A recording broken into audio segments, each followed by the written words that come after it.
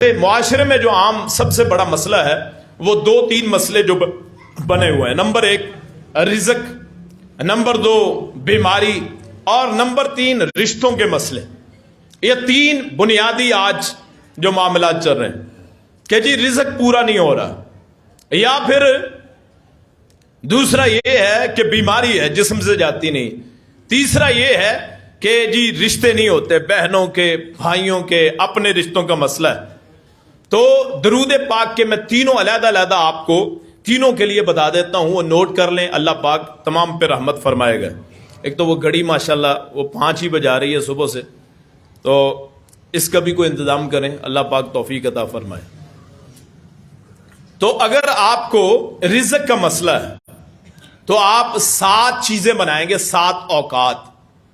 دن میں 7 گھڑیاں بنا لیں آپ 24 گھنٹوں میں، رات کا وقت نکال لیں کہ آپ جو نیند کا ہے، اس کے علاوہ 7 اوقات بنا لیں.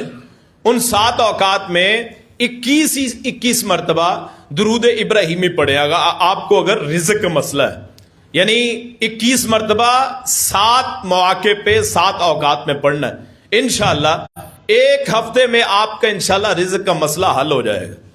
اگر آپ کو بیماری کا مسئلہ ہے، اس کے لیے آپ 3 اوقات رکھ لیں، 3 اوقات وہ رکھ لیں. ان میں آپ نے 33 مرتبہ پڑھنا ہے، اور 1 مرتبہ 34 کر لیں تو 100 مرتبہ ہو جائے گا. انشاءاللہ آپ کی بیماری ختم ہو جائے گی. اگر آپ کو رشتوں کا مسئلہ ہے تو اس کے لیے آپ نے، چونکہ انسان کے مرحلے 4 ہوتے ہیں، ایک بچپن، ایک لڑکپن تھوڑی سی بڑی عمر، ایک جوانی اور ایک بڑھاپا.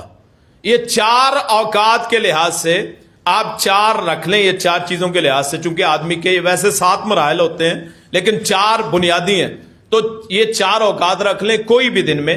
ان میں آپ نے ہر مرتبہ 29 مرتبہ درود پاک پڑھنا ہے. اللہ کریم میرے اور آپ کے معاملے حل فرمائے گا. آخر دعوانا ان الحمد للہ رب العالمین.